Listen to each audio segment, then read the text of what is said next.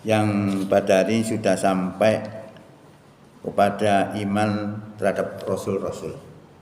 Judulnya adalah Al-Imanu Bir Rusul. Iman marang piro-piro Rasul. Rasul niku utusan nggih. Ngene ngaten, yajibu alaina. Kewajiban ing atase kita ya. Kewajiban kita an-nu'mina ing yen to kita niki iman bi annallahal hakima lawan sak temene Allah zat kang maha wicaksana arsala wis ngutus rusulan pira-pira rasul li hidayatil nas supaya menehi pituduh marang menungso ila siratim mustaqim marang dalan kang lurus. Jadi ini menerangkan kewajiban kita untuk beriman kepada Allah yang Maha Bijaksana terkait dengan beliau. Allah ini telah mengutus beberapa rasul untuk memberi petunjuk kepada manusia kepada jalan yang lurus. Jalan yang lurus itu apa? Bukan jalan tol ya. Pulang jalan tol, boten. Kalau kita dalam Fatihah itu sering ngomong ihdinas siratal mustaqim. Tunjukilah kami, tunjukilah kami as-siratal mustaqim, jalan yang lurus. Nah, jalan yang lurus itu maksudnya Islam. Islam itu kayak apa? Kalau kita mengkaji studi Islam, kalau saya di kampus-kampus itu bagaimana kita mempelajari Islam? Mempelajari Islam itu salah satunya adalah dengan metode normatif. Metode normatif itu mempelajari Islam dari sumber teks asli agama itu. Yang kedua adalah historisitas. Mempelajari agama dari pemeluk agama tersebut. Kalau yang pertama tadi menghasilkan orang yang eksklusif, orang yang fanatik. Yang kedua menghasilkan orang yang inklusif, gak mantep imannya. Karena apa? Karena kalau belajar dari pemeluk agama itu sendiri belum tentu pemeluk agama itu konsekuen dengan agamanya. Nah kalau itu jadikan patokan nggak bisa persis. Tapi kalau kita belajar dari sumber teks agama itu akan menjadi objektif.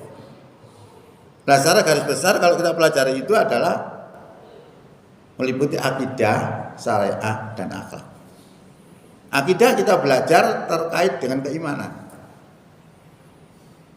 Syariah kita belajar masalah hukum-hukum yang ada di dalam Islam. Ada hukum terkait dengan hubungan manusia dengan Allah, hubungan manusia dengan manusia, dan yang akhlak adalah budi pekerti. Akhlak kita kepada Allah bagaimana, akhlak kita kepada Rasul bagaimana, akhlak kita kepada orang tua bagaimana, akhlak kita kepada tetangga, kepada flora dan fauna dan sebagainya, semua diatur oleh Islam. Itulah Islam, itulah siratal mustaqim.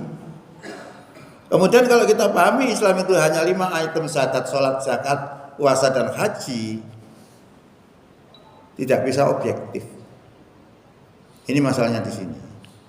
Ya, makanya banyak orang yang ketika disodori tentang Islam menolak. Karena pahamnya hanya 5 item itu. Nah ini yang tiap hari kita minta kepada Allah, ihdinas siratal mustaqim. Tunjukilah kami pada jalan yang lurus. Setelah ditunjukkan kepada jalan yang lurus, tidak mau.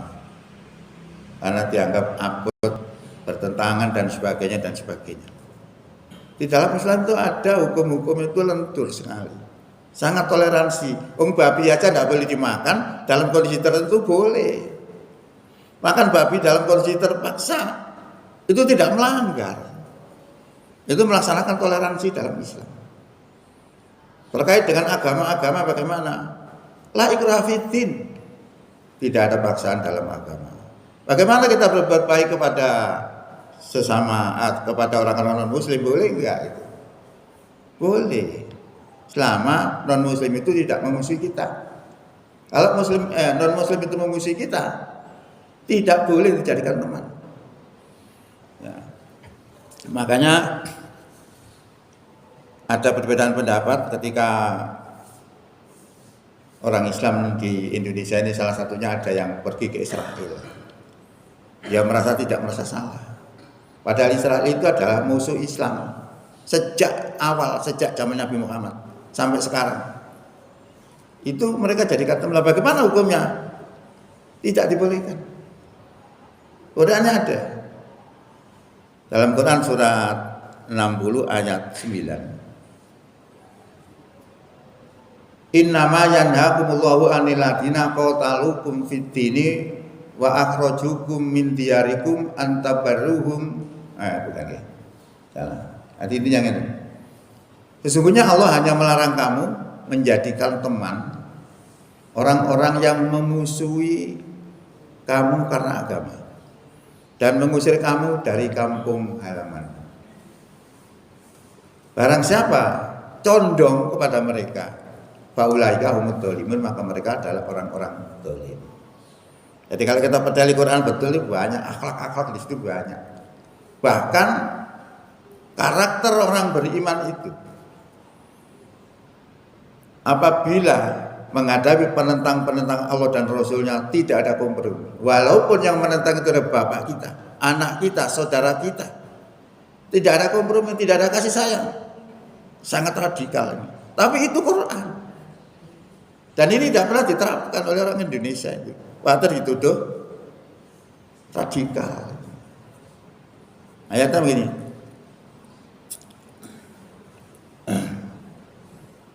La tajidu qauman, kamu tidak akan mendapati satu kaum yu'minuna billahi wal yaumil akhir, yang kaum itu beriman kepada Allah dan hari kiamat. Yuwaduna man khadallaha wa rasulahu, akan berkasih sayang kepada penentang-penentang Allah dan Rasulnya.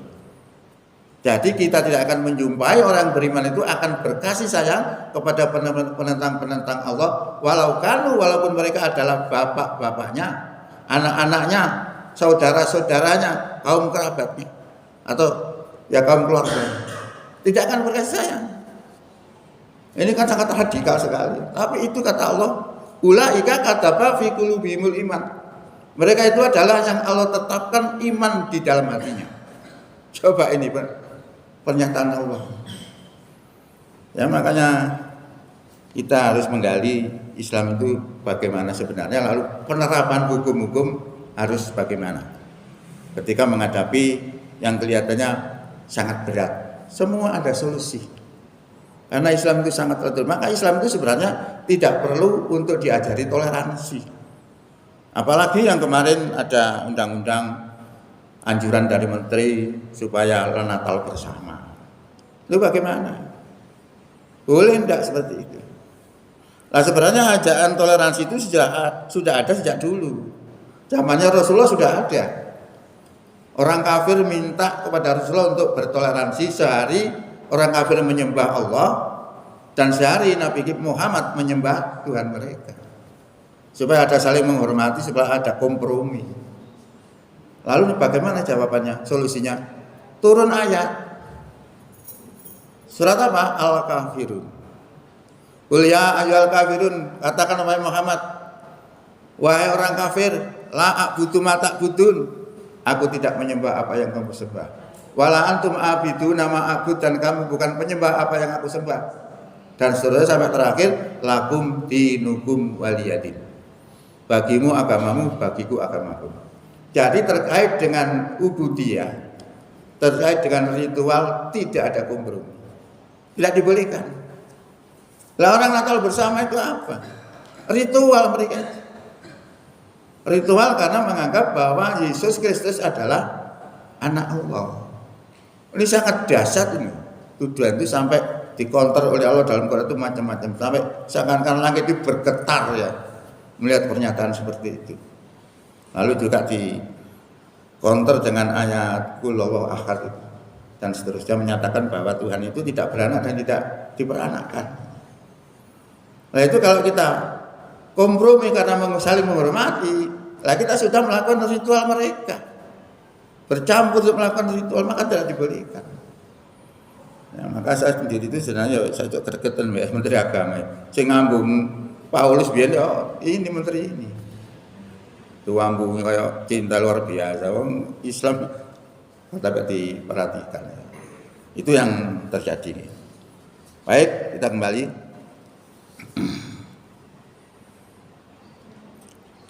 Jadi kewajiban kita beriman kepada Allah, Zat yang Maha Perkasa, yang telah mengutus rasul-rasul untuk memberi petunjuk kepada manusia kepada jalan yang lurus. Mubasyirina wa mundirin. Menehi kabar berbunga lan menehi peringatan. Kabar berbunga itu apa? Kabar berbunga itu ya termasuk kabar surga. Peringatan-peringatan neraka. Jadi kalau orang melakukan ini dan itu akibatnya jelek, itu peringatan. Kalau orang melakukan kebaikan akan mendapatkan sesuatu yang luar biasa, itu adalah kabar gembira. Ini Rasul memberikan seperti itu, memberikan kabar gembira dan peringatan. Li alla yakuna supaya ora ana linnasi kadhe menungso iku alallahi hujjatun ba'dar rusul.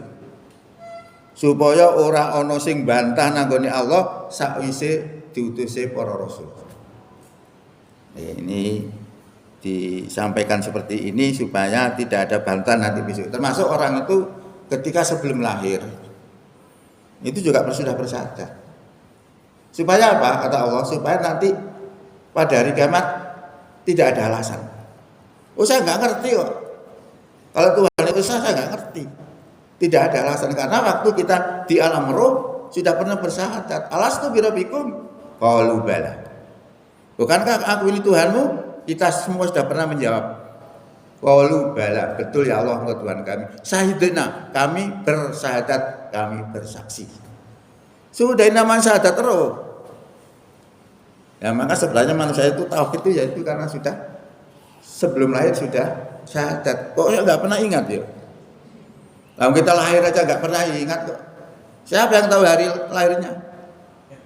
Itu diberitahu orang tua kita nggak tahu. Rurus gede ini, nggak ngerti kapan lahirnya, nggak ngerti.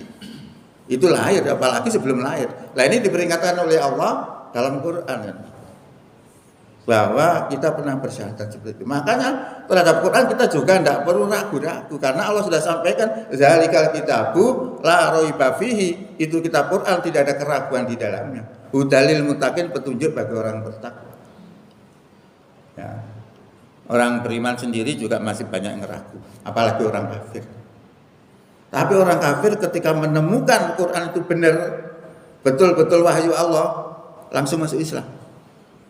Karena selama ini Quran itu dipahami oleh orang-orang Barat itu sebagai buatan Muhammad, buatan manusia, bukan agama wahyu. Sehingga salah seorang profesor doktor dari negeri Gajah, Thailand ya, itu membaca Quran surat 4 ayat 56. Yang di situ dijelaskan tentang kulit. Kalau manusia sudah dimasukkan neraka terus gosong, Allah mengganti kulit dengan kulit yang baru. Untuk apa? Kata Allah liyadzukul azab, supaya mereka bisa merasakan sakit terus menerus. Nah sebelumnya dia baca makalah. Makalahnya orang Amerika bernama Kate Moore yang berbicara tentang kulit, dijelaskan di dalam makalah itu kalau kulit itu sudah hangus, maka kulit itu sudah tidak terasa sakit lagi. Sudah tidak terasa apa-apa karena saraf sensariknya sudah rusak.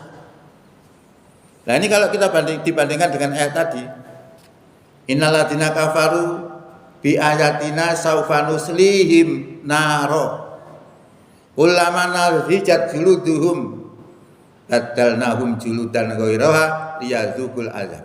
Al-ayat. Sesungguhnya orang-orang yang kafir kepada ayat-ayat kami kelak mereka akan kami masukkan ke dalam neraka. Setiap kali kulit mereka itu hangus, kami ganti kulit mereka dengan kulit yang baru. Liyadzukul azab, supaya mereka bisa merasakan sakit terus-menerus. Ini cocok. Informasi Quran dengan makalah tadi cocok. Informasi Quran sama dan sebangun dengan ilmu pengetahuan. Akhirnya Tajaten tadi, profesor tadi masuk Islam gara-gara membaca ayat ini sesuai dengan apa yang dia pelajari tentang kulit. Ini kehebatan Quran. Ini mukjizat Quran. Tapi masih banyak sekali. Saya memiliki beberapa catatan-catatan ini bagaimana kehebatan Quran. Dari sisi apa saja ada. Termasuk kejadian langit, termasuk kejadian manusia, termasuk sekarang ini yang namanya bumi ini sudah bergerak. Makanya panjangan saya ini netepno, oh ini ketiga, mboten saged. Mesti mreset. Karena apa? Dalam penelitian orang-orang barat itu bumi sekarang ini sudah melenceng dari porosnya, sedang bergerak menuju berlawanan dengan pusatnya itu. Lama-lama menjadi berputar. Nanti matahari tidak terbit dari timur tapi terbit dari barat. Ini ilmu pengetahuan. Nah ini kalau kita cocokkan dengan sabda Nabi, nanti hari kiamat itu matahari tidak terbit dari timur tapi terbit dari barat. Cocok. Masuklah Islam. Nah, jadi kalau kita lihat itu luar biasa. Tadi semakin kita cinta kepada Quran ini, semakin mantap keimanan kita. Itu justru dipahami oleh orang-orang Barat sebagai kebanggaan. Nah, kalau kita harus lebih dari itu sebenarnya itu. Kalau kita sebagai orang beriman masih meragukan Quran, ya perlu dipertanyakan. Perlu untuk belajar lagi supaya keimanannya mantap terhadap kitab-kitab Allah Subhanahu wa taala. Kita lanjutkan. War rasulu utawi para rasul iku manghum dheweke kabeh iku basarun iku blegere menungso. Jadi rasul-rasul yang diutus oleh Allah itu adalah manusia. Misluna seperti kita. Jadi manusia seperti kita, yakuluna mereka makan. Mereka itu dheweke kabeh padha mangan, wayasrobuna lan juga minum.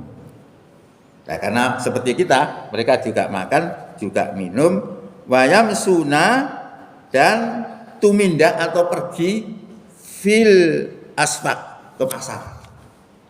Ini penjelasan begitu.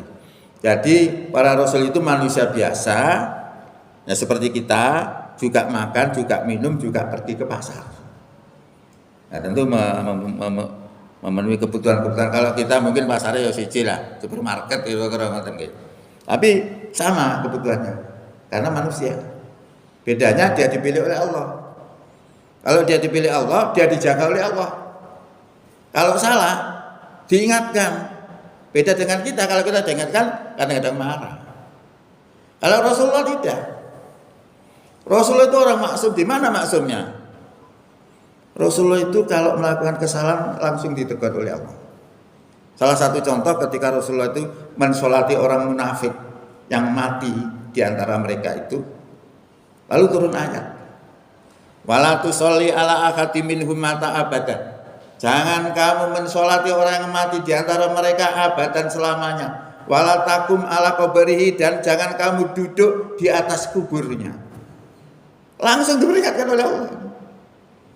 Jadi orang munafik itu sebenarnya tidak boleh disolati sebenarnya.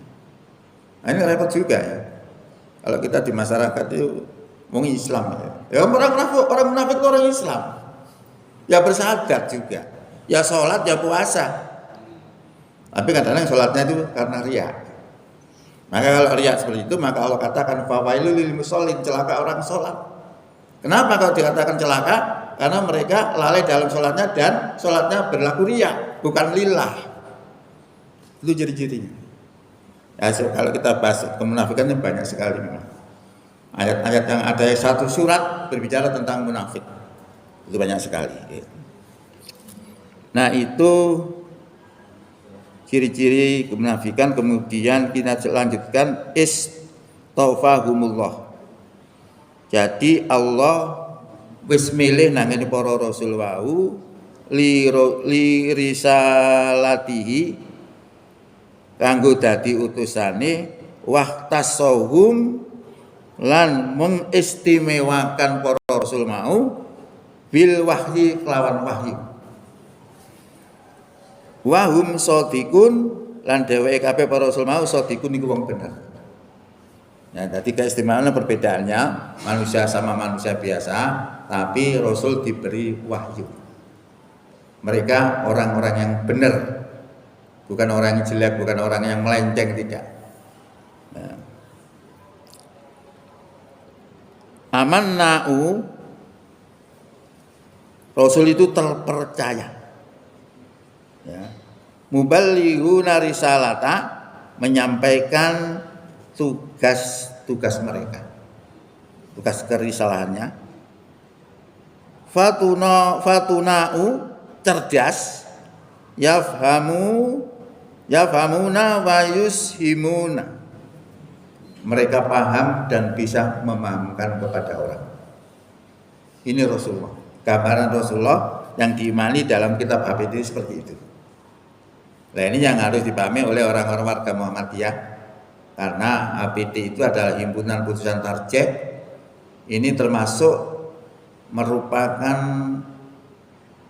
produk-produk tahun 1929. Karena sebelumnya Muhammadiyah dan NU itu sama, satu guru, satu fikih. Kemudian tahun 1929 mengadakan namanya Majelis Tarjih, lalu menyimpulkan dasar atau manhaj tarjihnya, manhaj fikihnya itu beda dengan yang dipahami oleh yang lainnya. Nah, yang dipakai adalah Quran dan hadis yang sahih. Kalau tidak sahih tidak bisa dijadikan dasar hukum. Makanya ketika sebentar lagi ada nisfu Sya'ban misalnya, orang ribut masalah nisfu Sya'ban, tapi Muhammadiyah tidak. Karena hadis tentang nisfu Sya'ban itu dianggap tidak kuat, maka tidak dijadikan sebagai dasar hukum. Nah, mereka ribut masalah nisfu Sya'ban dan lain sebagainya. Tapi yang ada di dalam bulan Sya'ban itu ada sing akeh-akeh poso. Masuk benar itu. Karena ini pemanasan kita, sebentar lagi kita akan melakukan puasa Ramadan. Dilatih dulu dengan puasa-puasa sunnah di bulan Sya'ban, yang paling banyak di bulan Sya'ban. Ya. Oke, kita lanjutkan. Wa anahum basarun, mereka itu adalah manusia yang mengalami yang biasa dialami oleh orang lain, selagi tidak mengurangi kehormatan mereka dalam martabat mereka yang luhur. Nah, para nabi itu diantaranya adalah Nabi Adam. Nabi pertama di dunia ini adalah Nabi Adam, yang diajarkan apa? Sama, tauhid. La ilaha illallah, tidak ada Tuhan kecuali Allah. Tapi syariatnya dengan syariat Nabi Muhammad tidak sama. Itu disesuaikan dengan kondisi manusia. Apa buktinya? Ketika menikahkan anaknya itu tidak pakai orang lain. Karena apa? Orang lain tidak ada. Yang ada cuma dulure kandung anak Nabi Adam. Maka nikahnya dengan saudara kandungnya. Itu tidak berdosa. Tapi kalau sekarang kita lakukan itu dosa. Kan beda syariatnya, tapi ajaran sama. Iya karena berdua, iya karena stain, hanya kepadamu ya Allah kami menyembah, dan hanya kepadamu ya Allah kami mohon pertolongan. Jajal kalau ada masalah, minta pertolongan kemana kita? Kita tiap hari bersumpah seperti itu. Ini harus konsekuen kita. Kalau memang kita seperti itu, berarti kita harus menjaga tauhid betul-betul. Nah, dalam Muhammadiyah itu juga disebutkan untuk menjaga tauhid, tidak dari syirik, memberantas penyakit namanya TBC, takhayul bid'ah dan khurafat. Yaitu sebenarnya pemberantasan syirik. Nah, tapi tidak sedahsyat syirik yang jelas gitu. Itu kan hanya apa ya? Takhayul bid'ah dan khurafat. Jadi ada dua, memberantas kesyirikan dan memberantas kebid'ahan di dalam beribadah. Masalah bid'ah juga jadi beda-beda pandangannya. Juga ada orang yang bilang, wis padha Quran hadis lha sih ribut. Tidak sama. LDI Quran hadis, Muhammadiyah Quran hadis, Salafi Quran hadis, Pondok Al Zaitun juga Quran hadis. Tapi dalam memahami beda. Kalau dipahami oleh orang-orang Zaitun sana, Al Zaitun sana, kalau tidak kelompoknya menjadi kafir. Kalau kafir oleh dirampok hartanya. Wah, ngono kejem dia akan membantah pada panjenengan. Loh, saya baca Quran. Harta yang diambil dari orang kafir tanpa peperangan itu namanya harta fake. Quran itu. Bagaimana kita jawabnya? Kalau kita tidak memahami Quran. Ya. Nah, saya melihat bahwa apa yang dilakukan oleh orang-orang Al-Zaitun itu tidak memahami bahwa orang kafir itu ada dua. Kafir dhimmi dan kafir harbi. Kafir dhimmi adalah kafir yang tidak memusuhi Islam dan pasif mereka. Ini kita perlu berbuat baik dan berlaku adil kepada mereka. Tapi kalau kafir itu aktif memusuhi umat Islam, maka tidak boleh dijadikan teman. Dan orang Al-Zaitun tadi tidak bisa membedakan kafir yang seperti itu.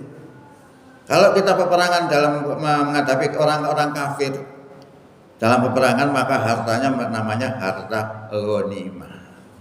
Jadi beda. Nah, ini tidak dipahami, pokok jantung kromo sapa sing gak kelompoke kafir. Di Mojokerto ini banyak seperti itu. Tapi disembunyikan. Masih pada sholat, kak sholat itu bejo, sholat dewi. Saya tahu sendiri, dan juga informasi dari orang-orang itu. Jadi ibu kita, atau kok jamaah bareng, padahal enggak, sholat sendiri dengan kelompoknya mesti jejer. Itu karena kita dianggap kafir. Mereka nggak mau sholat dengan kita, karena dianggap kafir. Nah, itu kan bahaya. Tahu ada Quran hadis seperti itu.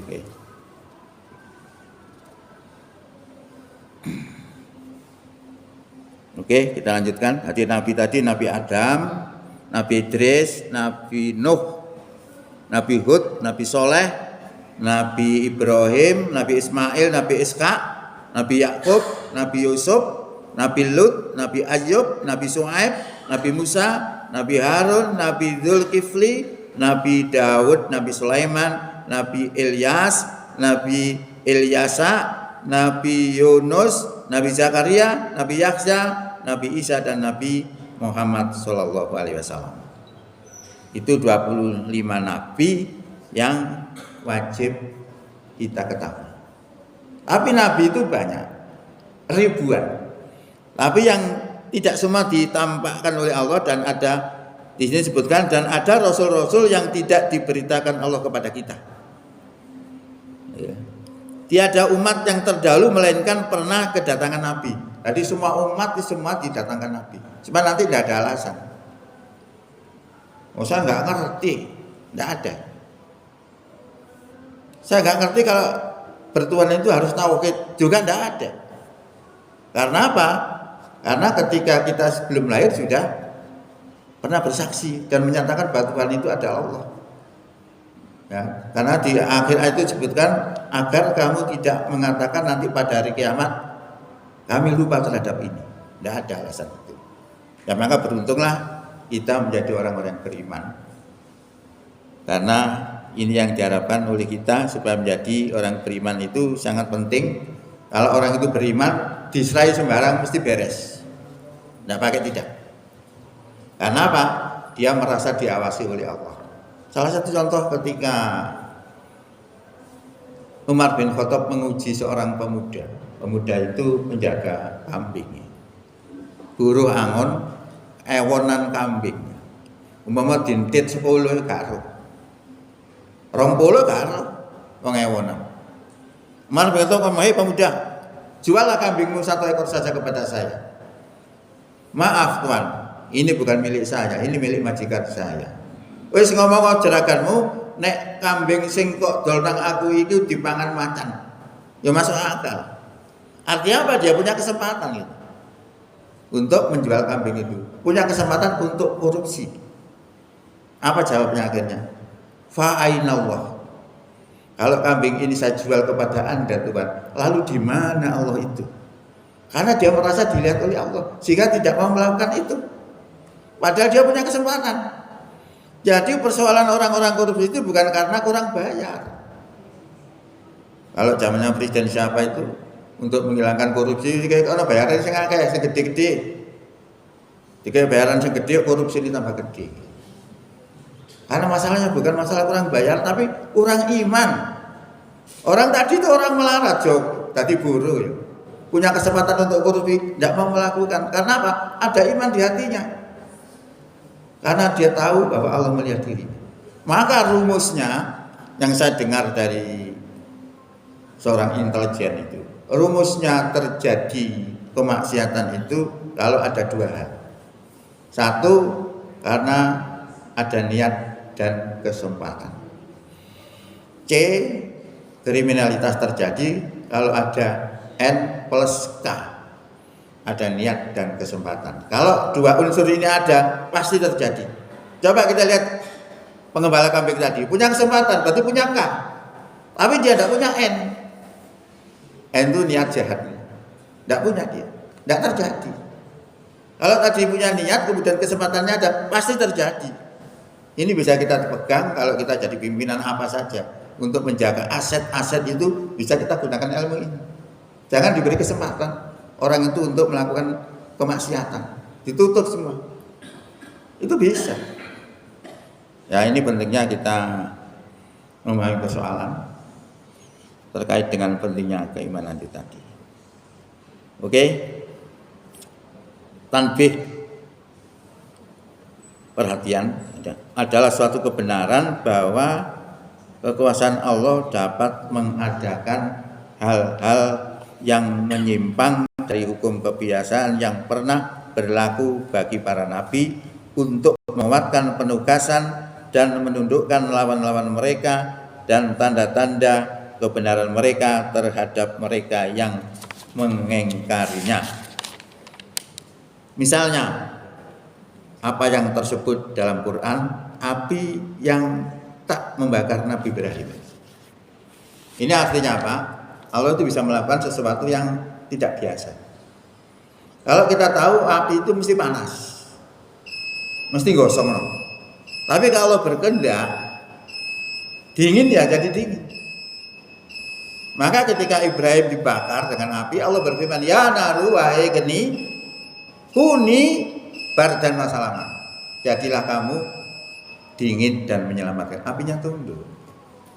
Jadi hukum alam tadi bisa berubah dengan kehendak Allah. Termasuk orang yang mengatakan, oh terjadinya bencana itu misalnya apa, gempa, itu bukan karena adab Tuhan, itu karena peristiwa alam, karena ada pergeseran lempengan-lempengan di bumi ini bergerak. Nah kalau Allah menghendaki berhenti ya berhenti, walaupun itu secara ilmu seperti itu. Ya ini adalah kekuasaan Allah seperti itu. Ini pun isanya apa nih? Atan dulu, oke,